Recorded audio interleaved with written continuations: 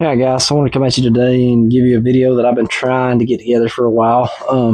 I've just been kind of busy. So, it's these Rocky Blizzard Stalkers. I've had quite a few people message me asking me what I thought about these boots, how they worked out for me in the late season. So, I'm going to try to give you kind of a quick rundown on what I thought about them, how they worked out, and all that. So, these boots you can catch on sale for like between 100 to 150 bucks. So, they're not very expensive. They're not a higher end, I don't guess you would say, boot. They got the 3M Thinsulate. This is the 1,200 gram Thinsulate in these boots. And like I said, I think these ran me just over $100 when I bought them. So they're supposed to be waterproof and all that good stuff. Now, I ran these boots late season, pretty much everything below 50 degrees. I ran these boots, and I only wore just regular cotton socks that I wear with my tennis shoes and anything else I'm wearing. I didn't put on any thick, crazy merino wool socks or anything like that. And for the money, the price of these boots, I would almost say they're like an entry level boot. You know what I'm saying? Like, so I had another guy comment talking about he had a pair of mucklucks. I had never even heard of those until he messaged about it, and I did a little digging on them. Those are high dollar boots. You're looking at like $300, $250 to $260 to $300, something like that, depending on which styles you get. They're a pretty expensive boot. And that some of those things say they're rated to like -40. These are not those. These are good boots. Like I said, I wore them all late season.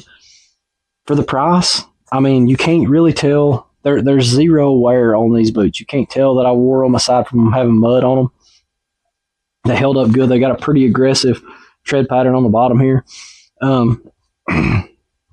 I loved them. Like I said, for my area, I don't think if I was ice fishing in Wisconsin or something, I would say go buy a pair of these where it gets below zero and stuff. But for my area and for the way that I wore them with just cotton socks, these things were phenomenal. We had several hunts there for about a week. You know, it was down in the teens up on the mountain, real bad wind up there and stuff. Zero issues. In my other slip-on style winter boots that I had tried, man, sometimes when it got down in the upper 20s, my feet would get so cold after, 9 o'clock or so. My feet would be so cold, like they would just be throbbing. For me, my feet never got that cold in these. I think part of the reason is the slip-on style made my feet sweat so bad. Like, I would take my boot off when I got home and put my foot in the sock on the garage floor, and it would leave a wet spot where my foot was. My feet would sweat so bad in them. My feet did still sweat some in these, but not nearly as bad as the slip-on style. These, I think, just breathed a little better. So, all things considered, these were a fantastic boot for me and for my area. Like I said, we had, I think the coldest I probably hunted in these was like the mid to upper teens. But my feet got a little cold in them a couple of mornings when the wind was really bad and stuff like that. But I was literally I was in the tree by 4:35 in the morning, and I was setting until almost 12, so till lunchtime. And my feet would get a little cold in these, but nothing even close to as cold as they would get in my slip-on style. These boots just really, they kept my feet a whole lot warmer than what I'm used to. So for me, for this area, like I said, we don't see any like crazy cold temperatures. We don't even, for the most part, our winters, we don't get a whole lot of that. Like, the majority of our winter, you're looking at temperatures in the 30s most of the time. You'll hit mornings where it hits 20s and teens and stuff like that, but it's not a common thing. It's not like all the time. So, and that's 90% of the time, that's about as cold as it gets. Most of the time, it doesn't get really, really cold until after our deer season's over anyway.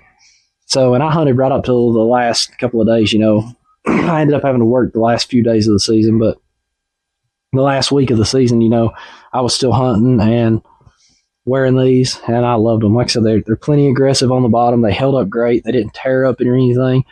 But if you guys are looking for like a super high dollar, super high quality, big money boot, I guess you'd say, something that's like the mucklucks that the guy suggested, that are rated to like -40. This is not that. Like I said, these are like your average Joe kind of boot, your working man boots, what I would call it. 100 to 150 bucks. That's decent money for a good pair of boots that'll keep your feet pretty warm. Like I said, these are the 1200 gram Thinsulate. I liked them. I didn't even wear any merino wool socks, anything fancy like that, just plain old cotton socks. And I made it through the hunting season just fine, way better than I normally do in the slip-on style. So I will run these again next season. Anybody that asks me about them, I would definitely recommend them because, like I said, I put, for no more than what I got to run them, I put quite a bit of time in them.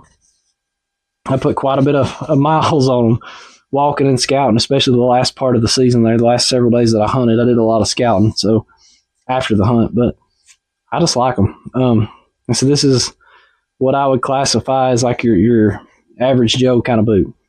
It's nothing real fancy, but especially for my area, this is going to get you through the deer season, through the colder parts of the deer season with no problem. Anyways, thanks. I'll catch you guys in the next one.